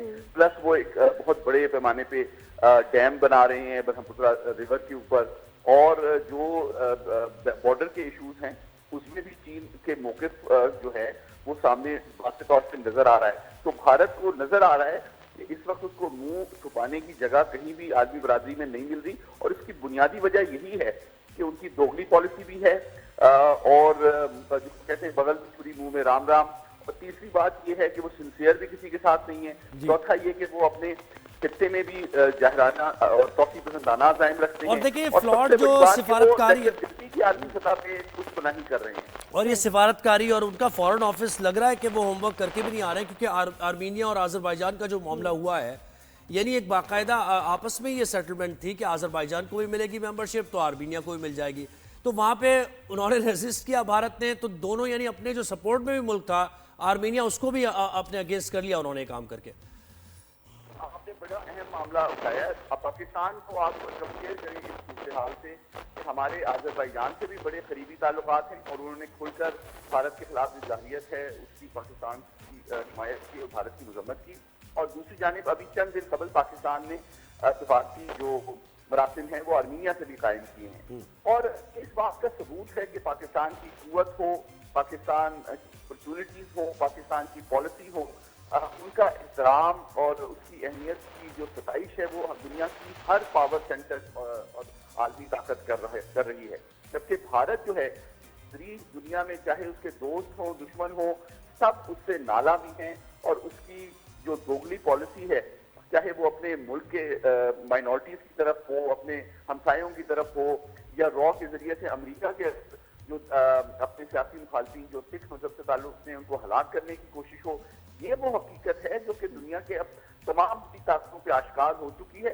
वो उनसे कोऑपरेट तो करना चाहते हैं अपने महदूद माशी मफादात के लिए, लेकिन उन पे ट्रस्ट करने के लिए इस वक्त दुनिया का कोई मुल्क तैयार नहीं है। ये सबसे बड़ी हकीकत ये तो है। बिल्कुल इट्स अ फैक्ट। सर ये बताइएगा कि कोई ऐसे प्रोजेक्ट्स पे प्लान्स पे बात हुई जिससे पाकिस्तान को फायदा हो, कोई खास तौर पे फाइनेंशियल प्रोजेक्ट्स ऐसे इसमें पाकिस्तान के लिए बेहतरी हो, बेनिफिशियल फॉर अस? मैं समझता हूँ सबसे बड़ी बात यह है कि चीन का जो वर्ल्ड व्यू है जिसमें वो गरीब और कम तरक्की याफ्ता ममालिक को अपने साथ लेके चलना चाहता है ताकि इस तरक्की खुशहाली के सफर में उसके सम्राट से सब जो है यानी कि फायदा उठाएं, सिर्फ उनको एक्सप्लॉइट नहीं करना चाहते। ये बहुत बड़ी बात है। अब हम वैसे भी सीपेक के फेज 2 में दाखिल हो रहे हैं जिसका फोकस जो है वो सिर्फ इंफ्रास्ट्रक्चर, तवानाई, रोड और एयरपोर्ट नहीं होगा, बल्कि ह्यूमन कैपिटल की तरक्की सबसे इम्पोर्टेंट है। पाकिस्तान की जो आबादी है जिसका 60% से ज्यादा नौजवान है, उनके मेयार तालीम, उनकी अपॉर्चुनिटी और स्किल में जो इजाफा है, मैं समझता हूँ चीन की सबसे बड़ी इन्वेस्टमेंट होगी ताकि पाकिस्तान की अफरादी कुव्वत को उन स्किल से बहरामंद किया जाए जिसके नतीजे में वो अपने आइडियाज को, अपनी मेहनत को अपनी खुशहाली में भी कन्वर्ट कर सकें और पाकिस्तान के ज़रिए मुबादला में भी इजाफा कर सकें, और फिर हम एक तरह से चीन के सिर्फ एक तिजारती पार्टनर ना रहें और ग्रेजुअली हम एक इंडस्ट्रियल पार्टनर भी बने और उनकी जो ग्लोबल सप्लाई चेन में अपना हिस्सा भी डाल सकते। उसमें कोई बैंक की भी बात हो रही थी कुछ ऐसी कि जी कोई बैंक बनाया जाए कि जी आपको वर्ल्ड बैंक की बजाय अगर कोई हेल्प चाहिए है ना, अगर हेल्प चाहिए हो तो इस बैंक से आपको फैसिलिटेट किया जाए, वर्ल्ड बैंक की तरफ से तजवीज़ को कैसे देखते हैं आप? हाँ, ये भी बड़ी इंपॉर्टेंट बात है। जी बिल्कुल, देखिए ऑलरेडी चाइना जो है एक एशियन इंफ्रास्ट्रक्चर इन्वेस्टमेंट बैंक बना चुका है और अब इस मौके पे सदर शी जिनपिंग जो तजवीज दी है कि एक एफसीओ के तहत भी एक आलमी मालियाती इदारा बनाया जाए जिससे ममालिक को रिलीफ और सपोर्ट दिया जा सके, एक बड़ा अहम इनिशिएटिव है एक ऐसे टाइम पे जबकि आपको नजर आ रहा है कि मगरबी ताकतें जो हैं वो अपने माशी असर रसूख को दबाव के लिए हल के लिए इस्तेमाल कर रही है। ये उनको रिलीफ प्रोवाइड करने का एक नया फोरम बन सकता है जो कि मजीद ममालिक को चीज जाने रागत भी कर सकता है और बुनियादी तौर पे जो मगरबी पावर सेंटर है इवन माशी मैदान में मैं समझता हूँ कि उसके ऊपर भी जो इंहिसार है तरक्की पजीर दुनिया का, यूं लगता है कि बतदरीज अब उसमें हम कमी देखेंगे। बिल्कुल sir, thank you so much for your time, बहुत शुक्रिया। सुहेब, आपको क्या अरेंजमेंट अगर हो जाता है कि जी वर्ल्ड बैंक के बजाय आप यहाँ से जो है अपने फाइनेंशियल अरेंजमेंट्स एड वगैरह लें, कि वर्ल्ड बैंक को अच्छा लगेगा या जी नहीं, उन्हें चाहे अच्छा लगे ना लगे लेकिन ऐसा होना चाहिए क्योंकि देखे ना यूरोपीय यूनियन, आपने यूरोप को हमने कैसे फ्लरिश करते देखा। उन्होंने तरीका ये इख्तियार किया ना, एक यूनियन बनाई और जितने भी यूरोपियन ममालिक हैं उन सब ने मिलकर जो इकोनॉमी मजबूत थी यूरोप में, जर्मनी वगैरह और दीगर, उन्होंने जो इकोनॉमीज अभी स्ट्रगल कर रही थी उनको सपोर्ट किया और इस तरह यूरोप बना के आप देखें उन्होंने काम किया। तो हमारे रीजन में तो ये बड़ी एक अपॉर्चुनिटी है। देखिए ना, one visa for the entire area, फिर आपकी करेंसी एक कर दी, और ये अगर वाकई इस रीजन में भी अगर ऐसी आ जाती है, और फिर रशिया एक बड़ी ताकत है, चाइना एक बड़ी ताकत है इस रीजन में, ईरान है, रीजन वीक है। अगर देखा जाए कि चाइना को छोड़ के जो बाकी ममालिक हैं बहुत ही बटे हुए हैं, क्राइसिस कोई ना कोई, और वीक है फाइनेंशियली, और इनको वीक रखा जाता है। तो इस तरह आई थिंक हमें बड़ी हमारी पावर और हमारी इंपॉर्टेंस तो खैर है ही, लेकिन पावर आपकी करेंसी भी निकालनी चाहिए। ऑफ कोर्स करेंसी से आप अच्छी बात है कि चाइना चाह रहा है कि सिर्फ मतलब वो तो है ही पावरफुल, ये रीजन ही कलेक्टिवली इसमें अमन हो और इसमें स्ट्रेंथ आ जाए। ये भी खास बात है कि अफगानिस्तान को भी लूप में ले रहे हैं, यानी बड़ी इंपॉर्टेंट बात है और बहुत अच्छी बात है, इस पर पेशरफ्त होनी चाहिए क्योंकि हमारे सबके ताल्लुकात बहुत दूर वालों से उधर। ऑयल के प्राइसेस आप देखें ना, आपको मजबूत होना चाहिए। रशिया से ऑयल लेने का बड़ा चांस है आपके पास, ईरान के साथ अगर मामला तो जाते हैं तो वहां से सस्ता ऑयल। नाम क्या होगा? जिस तरह वो यूरोपीय यूनियन है, ये कौन सी यूनियन? ये तो बहुत दूर की बात है। ब्रेक के बाद हम जरा इसमें बात सोचते हैं, ब्रेक के बाद बात करते हैं कि वॉचिंग गुड मॉर्निंग। एक ब्रेक के बाद वापस आते हैं।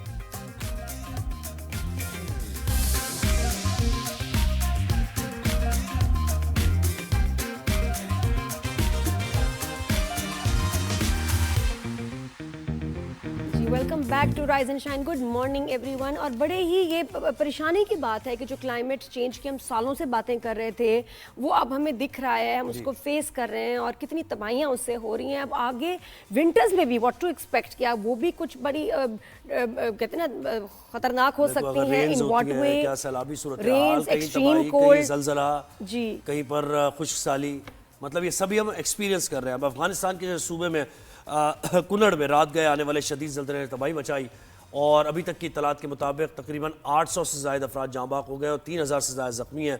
अफगान मीडिया तुरू न्यूज़ के मुताबिक ज़लज़ले का मरकज़ जलालाबाद शहर में 8 किलोमीटर ज़ेर ज़मीन था, जिसकी शिद्दत 6 रिकॉर्ड की गई। और ये ज़लज़ले की तबाहियां तो एक आध दिन के बाद ही पता चलती हैं, जब आप काउंट करने लगते हैं, डेटा देखते हैं, जो रिपोर्ट्स आती हैं कि बहुत बहुत बड़ा ज़लज़ला था। फिर आफ्टर शॉक्स भी महसूस किए गए, 4.3 के 5.2 के कुछ वक्त के बाद आफ्टर शॉक्स भी इसके आए। तो अब ये हम ज़लज़ला, तबाही और ये क्लाइमेट चेंज, इसके असरात क्या होंगे, इस पर हम वक्तन फ़वक्तन बात करते रहते हैं और क्या इक़दाम हम कर सकते हैं इसकी हम बात करते हैं। इस वक्त में ज्वाइन किया मरियम शबीर ने जो कि एनवायरमेंटलिस्ट हैं। बहुत शुक्रिया good morning Mariyam. Good morning जी, वालेकुम सलाम। मरियम, ये बताइएगा, ये ज़लज़ले, सैलाब, ये ऐसी ये क्लाउड बर्स्ट, फ्लैश फ्लड्स, ये हम कहाँ जा रहे हैं? जी शुक्रिया।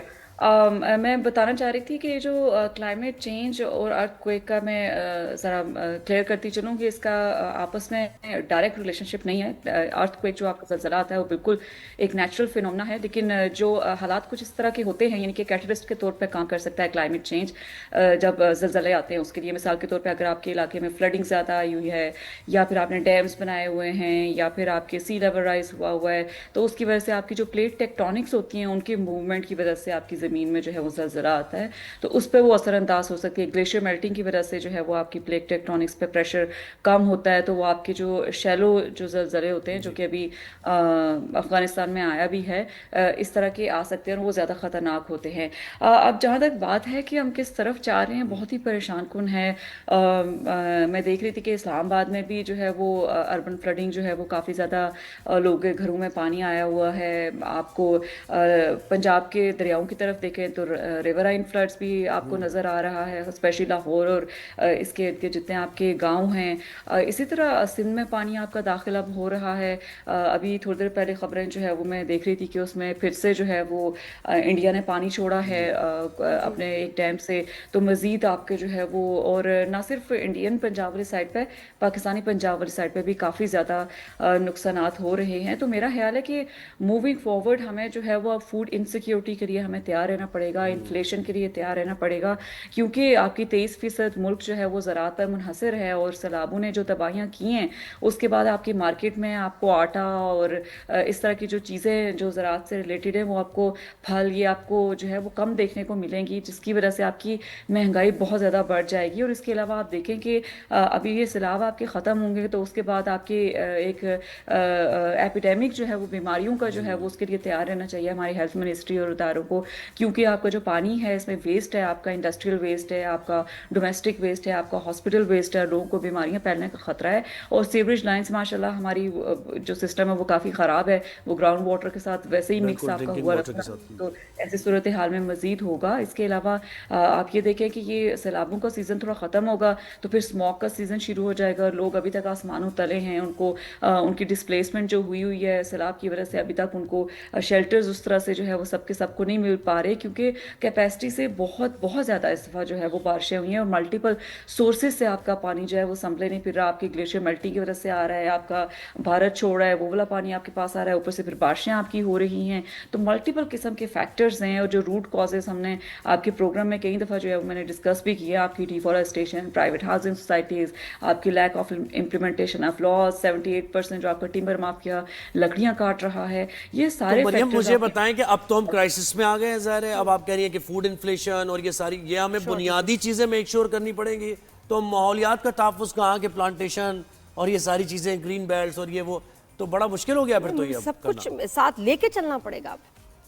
जी बिल्कुल ऐसा ही है। अब समझना पड़ेगा हमारे पॉलिटिशियंस और पॉलिसी मेकर्स को कि क्लाइमेट चेंज आपका कोई अलहदा से सब्जेक्ट नहीं है, बल्कि क्लाइमेट चेंज आपकी इकोनॉमिक इशू है, क्लाइमेट चेंज आपका हेल्थ इशू है, क्लाइमेट चेंज आपका क्रॉस सेक्टर जितने आपके डिपार्टमेंट्स हैं ज़िंदगी के और जनरली भी गवर्नमेंट के, ये सब के सबका इशू है। इसके सबकी रूट कॉजेज आप उठा के देखें तो क्लाइमेट चेंज की वजह से आपके सारे इफेक्ट हो रहे हैं। और I think this high time कि ये जो क्लाइमेट टेररिज्म आपका पाकिस्तान में हो रहा है इसकी लॉन्ग टर्म प्लानिंग करें, क्योंकि आप देखें कि इसका कोई भी शॉर्टकट नहीं है सोल्यूशन आपका जब तक लॉन्ग टर्म प्लानिंग नहीं करेंगे। और हम देखते हैं कि हुकूमतें जो है वो आती जाती रहती हैं, पॉलिटिकल स्टेबिलिटी है नहीं। तो आई थिंक मूविंग फॉरवर्ड हमारे जो टेक्नोक्रेट्स और ब्यूरोक्रेट्स हैं उनकी ट्रेनिंग करके लॉन्ग टर्म किस्म के प्रोजेक्ट्स जो है वो उनको इम्प्लीमेंट करने चाहिए, एफॉरेस्टेशन रिलेटेड। और बहुत सारे नादिया और हसन ऐसे हमारे प्रोजेक्ट्स हैं जिनमें आपको पैसा नहीं, आपको विल चाहिए। और उसमें यही है कि जैसे डिफॉरेस्टेशन को आप रोकते हैं, आपका जो इन्वायरमेंटल लॉ है उसको इम्प्लीमेंट करें, इंडस्ट्रियल एमिशंस को कम करें, आप क्रॉस बॉर्डर और इंटरनेशनल डिप्लोमेसी पे काम करें, जो क्लाइमेट डिप्लोमेसी जिसको हम बोलते हैं, जिसके अंडर आप फंडिंग का अरेंज करें, क्लाइमेट रेजिलिएंट इंफ्रास्ट्रक्चर पे काम तो मरियम आप बताएं कि आप जैसे और भी बड़े काबिल साइंटिस्ट और इन्वायरमेंटल के एक्सपर्ट्स होंगे, कभी आप लोगों ने मिलकर बैठ के सोचा है कि हम खुद से कुछ करें? जी बिल्कुल नादिया, जब मैं यहाँ पे भी इंटरनेशनल क्लाइमेट डिप्लोमेसी पे मैं अपनी कैपेसिटी में छोटी सी एफर्ट में मैं काम कर रही हूँ, लेकिन पाकिस्तान में भी जब मैं काम कर रही थी और अभी भी in terms of like writing, awareness raising on media, और जो प्लास्टिक बैग्स पे बैन लगा था इस्लामाबाद में, उस पर I was important stakeholders. कहना मैं ये चाह रही हूँ कि देखें जैसे मीडिया अवेयरनेस पे काम कर रहा है, आप लोग सेगमेंट करवाते हैं, इसी तरह हम भी जो साइंटिस्ट हैं या हम इन्वायरमेंटलिस्ट हैं या माहिर आबी अमूर हैं, हम सारे अपनी अपनी कैपेसिटी में काम कर रहे हैं। आपके कई थिंक टैंक्स हैं पाकिस्तान में, जहाँ मैं पहले काम करती थी, हम रिसर्च करके जो है वो गवर्नमेंट को देते रहते हैं। I was advisory member to the national standing committee on climate change, जो पाकिस्तान की है। लेकिन मसला उसमें फिर ये है कि वो मिलते ही नहीं थे। गवर्नमेंट ने कभी कन्वीन ही हमारी मीटिंग नहीं की है कि वो हमें सुने कि हम क्या कहना चाह रहे हैं। तो पॉलिटिकल विल की जहाँ तक बात आती है, फिर और हमारी देखिए वही बात आ गई, हाँ, इंडिविजुअल कैपेसिटी में तो आप जो कर सकते हैं वो कर रहे हैं, लेकिन ये काम गवर्नमेंट का ही है बहरहाल। लेकिन ये Policy अब पता making और उसको मरियम implement बड़े कराना। एग्रेसिवली जो है ना, ये मीडिया को भी साथ लेते हुए, अवाम को भी साथ लेते हुए, अब ये टाइम आ गया है कि इनको एग्जीक्यूट किया जाए और इनको सबसे ज़्यादा इंपॉर्टेंस दी जाए। क्योंकि अगर मतलब इतनी तबाहियां चली तो भी मुल्क कैसे फंक्शन करेगा, चलेगा कैसे, रह क्या जाएगा, बच क्या जाएगा? फिर भी ये है कि गवर्नमेंट की प्रायोरिटीज में होना चाहिए ना, ये बात तो लेकिन ये कि अब मेरे ख्याल करवाया जाए, अब वो टाइम आ गया है कि इन ऑर्डर टू सर्वाइव, जितना मेरा मुल्क है उतना उनका मुल्क है, हम सबका मुल्क है, अब हमें करवाना पड़ेगा क्योंकि आगे वरना कोई फ्यूचर नहीं है। तबाही जी ही नादिया, तबाही है। बिल्कुल नादिया, हमें जो है वो हर स्टेक होल्डर को, जो जितने भी हैं, चाहे हम इंडिविजुअल हैं, चाहे हम गवर्नमेंट हैं, चाहे प्रोविंशियल गवर्नमेंट है, अपनी अपनी कैपेसिटी में सबको अपना रोल प्ले करना पड़ेगा बिफोर इट्स टू लेट। आप देखें कि इंडिविजुअल It is कैपेसिटी में already so हम late. कर सकते हैं। आप देखिए एक दरख्त लगाने में कितनी एफर्ट लगती है, कितना आपका टाइम लगता है। अगर आप लगाएं तो आपका माइक्रो क्लाइमेट रेगुलेट आपका इससे होता है। एक डोमेस्टिक जो आपका इंडिजिनस या लोकल दरख्त में आसान अल्फाज में कहूँ तो लगाना बड़ा ज़रूरी है, वो आपके पूरे इकोसिस्टम को सपोर्ट करता है। इसी तरह आप जो है वो टूरिस्ट अगर हैं, आप पाकिस्तान नॉर्दर्न इंडिया की तरफ जा रहे हैं, आप प्लास्टिक ना फेंकें। कराची की तरफ जा रहे हैं तो वहाँ पे आप ना फेंकें। इसी तरह आप इंडस्ट्रियलिस्ट हैं तो मेक श्योर करें कि आपकी इंडस्ट्री अच्छा मरियम, आप ये बताएं कि अभी आने वाली सर्दियों में जिस तरह हमने इतनी सख्त अभी ये मानसून का सीजन देखा है, डू यू थिंक कि सर्दियां भी कुछ ज़्यादा चैलेंजिंग होंगी और किस तरह से उनका जो है बहुत ही खौफनाक कोई इफेक्ट हो सकता है इस रीजन में? जी देखिए वेदर्स इन विंटर्स, हाउ स्प्रिंग तो खत्म ही हो गई। जी बिल्कुल नादिया, आप देखें कि क्लाइमेट एबनॉर्मलिटीज़ आपको नज़र आती हैं। आप देखें पिछली सर्दियों में आपको वाटर स्कैसिटी का हम डिस्कस करे थे बैठ के, पानी बिल्कुल बारिशें जो है वो ना होने के बराबर थी और खुश्कसाली का मसला हो रहा था। लोगों के फिर हेल्थ इश्यूज भी उसी हिसाब से हो रहे थे बारिशें जब नहीं होती हैं। आपकी फूड का मसला भी जो है फर्स्ट टाइम उगाने का भी वही था। तो आप देखिए कि आने वाले वक्तों में भी आपको सर्दियों में भी एक्सपेक्ट करना चाहिए कि आपको एबनॉर्मल किस्म का वेदर पैटर्न नजर आएगा। हो सकता है कि कुछ इलाकों में बहुत बर्फबारी हो जाए, हो सकता है आपको बिल्कुल बर्फबारी देखने को ना मिले, हो सकता है कि आपको बारिशें मजीद देखने को मिले क्योंकि ग्लेशियर आपकी मेल्टिंग हो रही है, और हो सकता है कि आपको बिल्कुल बारिश बड़ा देखने को ना volatile सा होगा। मिले। और मरियम यही बताइएगा कि ये अर्बन जो इलाके हैं, ये इनकी ज्यादा जिम्मेदारी है ना, यहाँ ज्यादा हमें फोकस करने की जरूरत है, क्योंकि रूरल तो फिर भी इतना ज्यादा मुतासिर भी नहीं है, और इतना अर्बन इलाकों को ज्यादा फोकस करना पड़ेगा जहाँ ये कंक्रीट के जंगल बन रहे हैं और बगैर पॉलिसी के। ये दोनों ही हमें करने पड़ेंगे, दोनों को साथ लेके चलना पड़ेगा। आप देखें अर्बन में अगर हम बात करते हैं पर्टिकुलरली तो वेस्ट मैनेजमेंट का आपका इशू है, प्राइवेट हाउसिंग सोसाइटीज आपकी जो एक्सपेंड कर रही हैं, ग्रीन कवर रिमूव हो रहा है।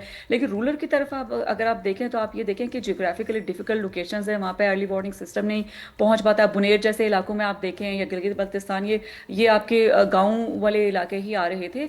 तो आपको जो है वो जो इकोनॉमिक एक्टिविटीज़ आपके जो बड़े शहरों में कंसनट्रेटेड हो गई है ना, हॉस्पिटल्स भी आपको इधर ही मिलेंगे, आपको अच्छी लाइफस्टाइल आपको शहरों में मिलेगा, जॉब की अपॉर्चुनिटीज़ के लिए, एजुकेशन के लिए लोग मूव करके देहातों से फिर शहरों की तरफ आते हैं, तो आपके शहरों पे प्रेशर पुट होता है। मैं लोगों को ब्लेम नहीं करती क्योंकि उनके पास अपॉर्चुनिटीज़ ही नहीं है। मैं पंजाब के एक छोटे से गाँव से, हम 4 साल के थे वहाँ से मूव करके आए, क्योंकि आज तक ना वहाँ पे कॉलेज है, ना आज तक वहाँ पे हॉस्पिटल है, ना आज तक आपको कोई और सहूलत वहाँ पे मिलेगी। ये बड़ी इंपॉर्टेंट आपने ये बात की है मरियम, बहुत शुक्रिया। थैंक यू, बहुत शुक्रिया मरियम। इन्होंने इतनी इंपॉर्टेंट बात की है, यकीन करें आप शहरों में लोग आते रहते हैं, गांव देहात में आप उनको डेवलप नहीं करते, बुनियादी सहूलियात नहीं देते। छोटे शहरों का हाल ये है कि वो खराब से खराब तर होते जा रहे हैं। बिल्कुल। वहां जॉब अपॉर्चुनिटीज कोई नहीं, एजुकेशन कोई नहीं, हेल्थ कोई नहीं, और सारा कंसंट्रेशन आपका बड़े शहरों की अच्छा, तरफ है। और तो फिर इस तरह यहाँ होगा। आके जो लोग पैसा कमाते हैं, आपको पता है क्या करते हैं? गांव में जहाँ पहले वो फसलें उगाते थे, रहते थे, अब वहाँ उन्होंने हॉलिडे होम्स बना लिए। हाँ, वहाँ फार्म्स बन गए उनके अपने इस्तेमाल के लिए कि जी हमारा वहाँ पूल है, हम छुट्टियों में जाते हैं, एंजॉय करते हैं, कमाते यहाँ है, वहाँ रहते ही नहीं, तो फार्मिंग ऐसी खत्म हो जाएगी। आपको मैं बताऊँ, पता है लोगों को इंसेंटिव्स देने बड़े जरूरी है। केनिया में अभी क्या किया हुकूमत ने? केनिया में हुकूमत ने ये कहा कि जी आप प्लास्टिक लेके आए, हम आपको पैसे देंगे।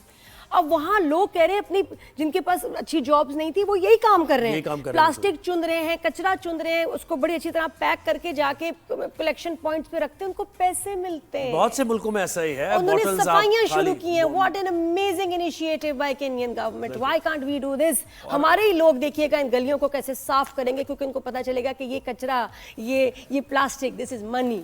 बिल्कुल ऐसे ही, और इंसेंटिवाइज करने की बिल्कुल जरूरत है। मुख्तलिफ छोटे बड़े शहरों में जो लोग रह रहे हैं उनको वहीं बसाइए आप, उनको वहीं अपॉर्चुनिटीज दीजिए ताकि वो वहीं सोचो, बिल्कुल। कचरा चुन रहे हैं, जॉब छोड़ दी, जॉब छोड़ ये दी, जरूरत नहीं है। बिल्कुल, job creation है इनक्रेडिबल। ये। उफ, सोचने का चलें। वक्त है और सोचने का ही इस हमें सोचने की बहुत जरूरत है। ब्रेक तो लेते हैं। इसके लिए हमें एक हाँ, break keep के on- बाद हम भी वापस जरा आते हैं। सोचते हैं। कीप वॉचिंग गुड मॉर्निंग, आप भी सोचिए।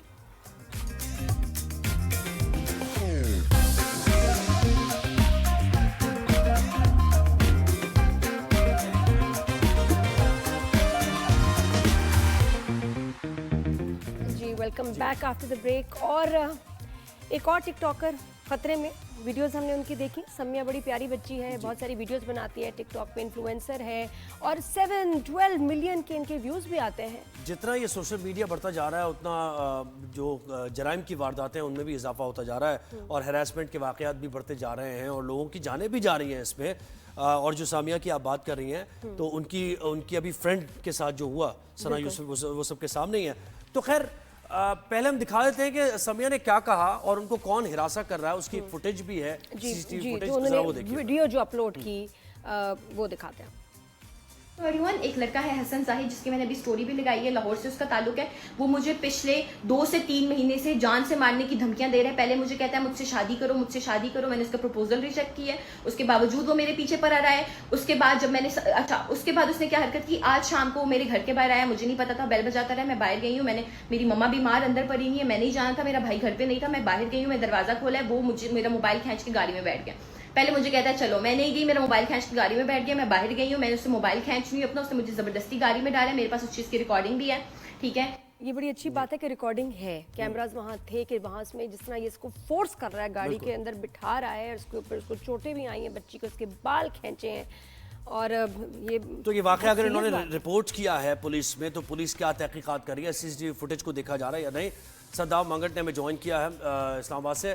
सद्दाम, ये जब रिपोर्ट किया इन्होंने तो पुलिस ने फौरी तौर पर क्या किया, फुटेज को लिया, उसको देखा और ये जिस लड़के का बता रही है और उसको ट्रेस किया ये हिरासत में है या हिरासत नहीं, में? इसको अरेस्ट करना फौरन बहुत जरूरी है। देखें, इस्लामाबाद पुलिस ने फौरी तौर पर मामले का नोटिस लिया। जैसे ही सामिया की जानिब से दरख्वास्त जमा करवाई गई थी थाना शालीमार में, उसके फौरी बाद इस्लामाबाद पुलिस ने मुकदमा दर्ज किया और मुकदमा दर्ज करने के बाद इस्लामाबाद पुलिस ने जो मुलजम है उसको गिरफ्तार भी कर लिया है। मुलजम इस वक्त इस्लामाबाद पुलिस की हिरासत में है और आज मुलजम को जो इस्लामाबाद की मुकामी अदालत है उसमें पेश किया जाएगा और उसके बाद जो है आगे ज़ाब्ते की कार्रवाई की जाएगी। लेकिन जो सामिया हिजाब की दरख्वास्त पर मुकदमा दर्ज किया गया उसमें जो दफात है, अगर उसका हम थोड़ा सा जिक्र कर लें तो उसमें 392 ये डकैती की दफा है, 365 अगवा की भी दफा शामिल है, 511, 506 ये धमकाने की दफात जो है ये भी शामिल की गई है। इसके अलावा 509,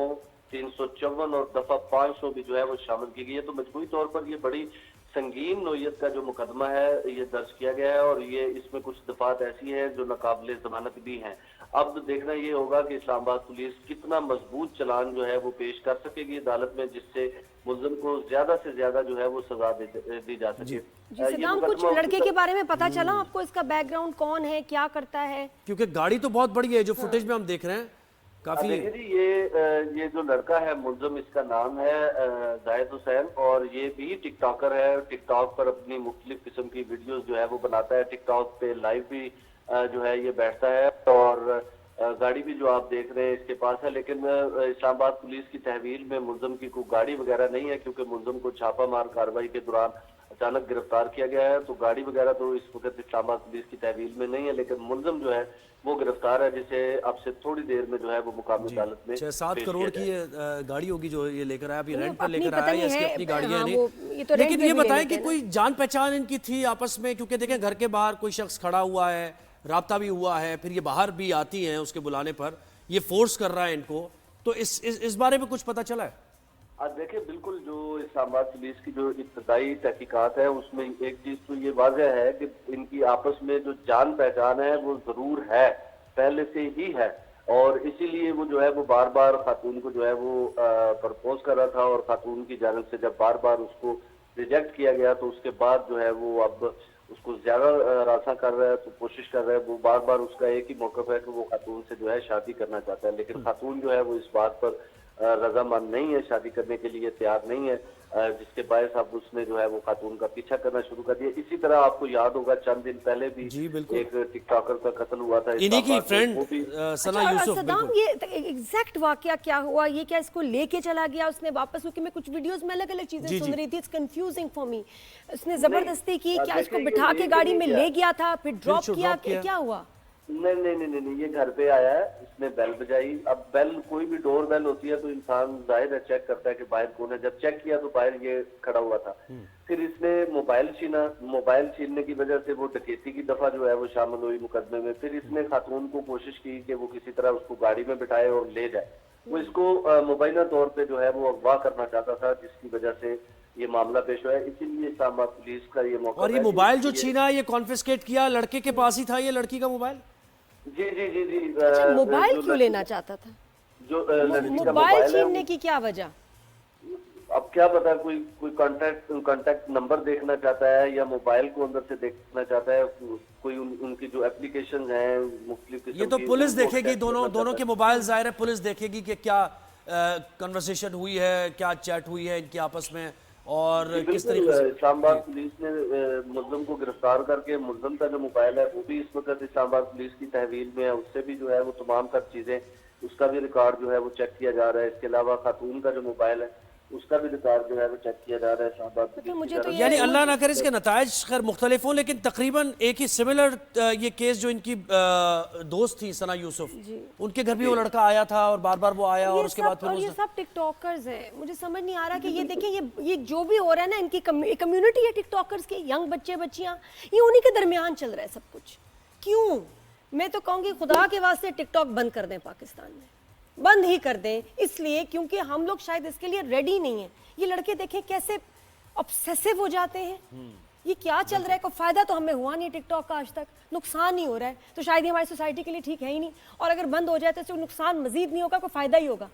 बंद कर दें प्लीज, बंद कर दें इसको। ज़ोहिर, मैं नहीं देखिए जो इसके नताइज नजर आ रहे हैं बहुत बुरे। अब हमने देख लिया ना कि एक चीज माशरे के लिए बुरी है तो वीडियो गेम्स तो बैन हो जाती है। एक लड़की कितनी आपने पॉर्न साइट्स को बैन कर दिया, बहुत अच्छी बात है, ये भी बंद कर। ये बंद नहीं। और आप देखें लड़की कितनी एक वल्नरेबल हो गई है। हाँ। इस्लामाबाद जैसे शहर में कि उस लड़की के दरवाजे पर कोई आ जाता है गाड़ी लेके, वो जबरदस्ती कर रहा है, उसको बिठा भी लेता है गाड़ी में, फिर पता नहीं कैसे वो निकलती है गाड़ी से। नहीं रेडी हम। तो ये कैसे हो रहा है? ये समझ नहीं आ रहा कि दिन दिहाड़े इस तरह की वारदातें खुलेआम हो रही हैं। जी बिल्कुल, ये टिकटॉक बंद कर। जी सदाम, लगता है मतलब हमारे घरों में आ गए। सदाम, ये तो केस छोड़े आप इस्लामाबाद से हैं, घरों में आ रहे हैं। आप इस्लामाबाद से हैं, मुझे ओवरऑल जरा इस्लामाबाद का माहौल बताएं कि क्या हो क्या रहा है वहां पर।